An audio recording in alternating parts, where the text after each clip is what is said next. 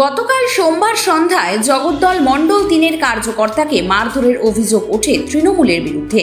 জগদ্দল বিধানসভা কেন্দ্রের দোগাছিয়া এলাকায় জগদ্দল মণ্ডল 3-এর কার্যকর্তা অলোক দাসকে মারধর করার অভিযোগ ওঠে মামুদপুর গ্রাম পঞ্চায়েতের সদস্য বাবু ঘোষের বিরুদ্ধে। গুরুতর অবস্থায় তাকে নৈহাটি সদর হাসপাতালে ভর্তি করা হয়। হাসপাতালে অলোক বাবুকে দেখতে যান রাজ্য নেত্রী ফাল্গুনী পাত্র। এই ঘটনায় শিবদাসপুর থানায় অভিযোগ দায়ের করেন বিজেপি কর্মী অলোক দাসের স্ত্রী। ঘটনার তদন্ত শুরু করেছে শিবদাসপুর থানার পুলিশ। 40,000 টাকা লাগবে, আমি পাটা কিনতে পারছি না।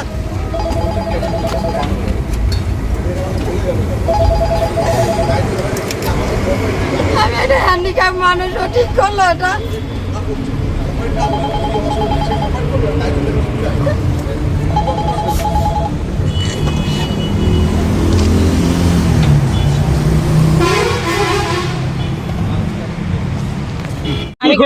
আমি কলকাতায় গিয়েছিলাম ওই পায়ের ট্রেনিং এ।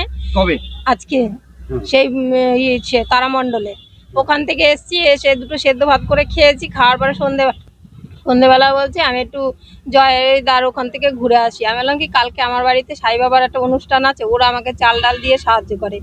তা ওখানে থেকে 30-40 জন লোকের ওরাই খরচা দিয়ে মানে অনুষ্ঠানটা করবে। আমি বললাম যেও না, আমি একা তো পারছি না। তা বলছি একটু ঘুরেই চলে আসবো। তা দেখি আধ ঘন্টা পরে এসে কান্না করছে, বলছে আমাকে বাবু ঘোষ খুব মেরেছে, আমার খুব কষ্ট হচ্ছে। তারপরে জয়দাকে ওদের সবাইকে ফোন করেছে। ফোন করার পরে এখন বলছে তুই বিজেপি করিস, এই জন্য তোকে মেরেছি, তোকে টুটি টেনে ছিঁড়ে ফেলবো, টুটি কেটে দেবো, তোর পা ভেঙে দেবো। কে বলছে? এই যে বাবু ঘোষ বলে খুব মেরেছে আমার বরকে, এই জন্য আমার বড় হসপিটালে ভর্তি আছে। আমার একটা পা নেই, এখন আমি কি করে চলবো, কি করে? বাবু ঘোষ কে? আমাদের 19 নম্বরের মেম্বার। কোন দলের মেম্বার? কোন পঞ্চায়েত? তৃণমূলের মেম্বার। কোন পঞ্চায়েত? মামুদপুর পঞ্চায়েত সদস্য উনি? পঞ্চায়েতের মেম্বার। তা আমার কাছ থেকে 5,000 টাকা নিয়েছে ঘর দেবে বলে। সে পরশুদিন 4-5 দিন আগে সেই ফোন করে বলছে কি তোর ঘর না, তোর নাম কেটে দিয়েছি, তোকে ঘর দেবো না। তা আমি বলছি আমার টাকাগুলো দাও। বলে কি আমি টাকা দেবো না, ফোন রাখ।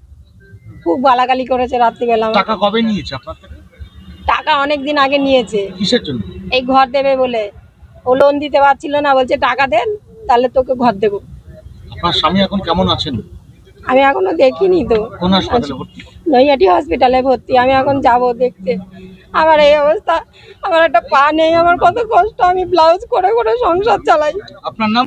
আমি গলার আর বন্ধক রেখে তারপর ওকে টাকা দিয়েছি। আমার নাম দীপালি দাস। খুব কষ্ট। দেখুন, একদম প্রান্তিক গরিব খেটে খাওয়া মানুষ যারা বিজেপিকে সমর্থন করে, যারা বিজেপির মিটিং মিছিলে যায়, বিজেপির ঝান্ডা লাগায়, অন্যায়ের বিরুদ্ধে প্রতিবাদ করে, এই রকমই একজন বিজেপির কর্মী যাকে একা পেয়ে সে চা খেতে গেছিল, তাকে নির্মমভাবে তাকে মেরে ফেলার চেষ্টা করেছে। সে আজকে হসপিটালে রয়েছে। ভাবুন, কেবলমাত্র বিজেপিকে সমর্থন করার জন্য বা বিজেপির ঝান্ডা লাগায়, বিজেপির মিছিলে যায়, তার জন্য এই তৃণমূলের গুন্ডা বাহিনী ইলেকশন কমিশনারের এত ঘেরাটোপ থাকা সত্ত্বেও সুযোগ বুঝেই মানুষের ওপর কিভাবে ঝাঁপিয়ে পড়ছে এবং তাদেরকে মেরে ফেলার চেষ্টা করছে। কোথায় ঘটেছে? তার বাড়ির থেকে কিছুটা দূরেই। কোথায় সেটা? ঠিকানাটা দোগাছিয়া, মাদ্রাল যে দোগাছিয়া মোড় আছে সেইখানটাই এই ঘটনা ঘটেছিল। সে চা খেতে গেছিল এবং তখন তাকে একা পেয়ে এই নির্মমভাবে তাকে পেটায়। সে এখন হসপিটালে ভর্তি রয়েছে, সে দম নিতে পারছে না। আমি তাকে দেখেই এলাম। কেন এরকম করছে এরা? অ্যাকচুয়ালি তারা বুঝে গেছে যে এবারে পরিবর্তন আসছে, তৃণমূল যাচ্ছে। সেই জন্য সাধারণ গরিব খেটে খাওয়া মানুষের ওপর এই তৃণমূলের গুন্ডা বাহিনী, সন্ত্রাসকারীরা তাদের ওপর ঝাঁপিয়ে পড়ছে, তাদের ওপর অত্যাচার করছে। আপনাদের মাধ্যমে জানাতে চাই এবং আমরা নিজেরাও ইলেকশন কমিশনারের কাছে আমরা কমপ্লেন জানাবো যে আজকে আচরণবিধি লাগু হওয়ার পরেও কিভাবে তৃণমূলের গুন্ডা বাহিনী একা পেয়ে ফেলে এইভাবে সাধারণ কর্মী মানুষকে মারতে পারে। তাহলে আগামী দিনে যখন ভোট এগিয়ে আসবে সেই সময় চিহ্নিত করে এক তো বুথ থেকে বেরোতে দেবে না, আর যারা ভোট দিতে যাবে তাদের এরমভাবে পেটাবে, আমরা এটা আশঙ্কা করছি।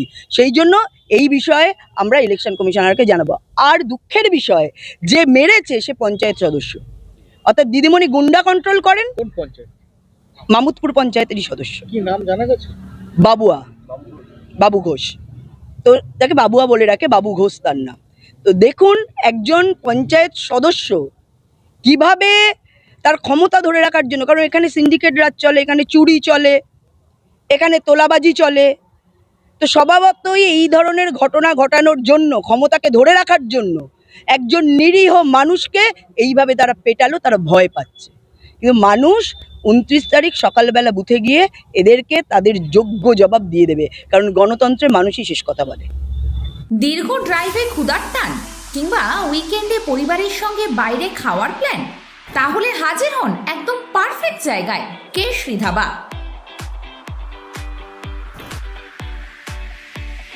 এখানকার মেনুতে আছে সুস্বাদু ইন্ডিয়ান কারিজ আর ঝাল মশলাদার চাইনিজ ডেলিসিয়াস। সব পরিবেশন হয় ফ্রেশ ও হাইজেনিক ভাবে। খাবারের পাশাপাশি রয়েছে প্রশস্ত জায়গা, ফ্যামিলি ফ্রেন্ডলি পরিবেশ আর দ্রুত সার্ভিস, যাতে প্রতিটি মুহূর্ত হয় আনন্দময়। কারণ কেশরী ধাবা মানেই টেস্ট আর কোয়ালিটিতে no compromise. Keshari dhaba, Rajendrapur, Kalyani expressway, Mamudpur, West Bengal 743166।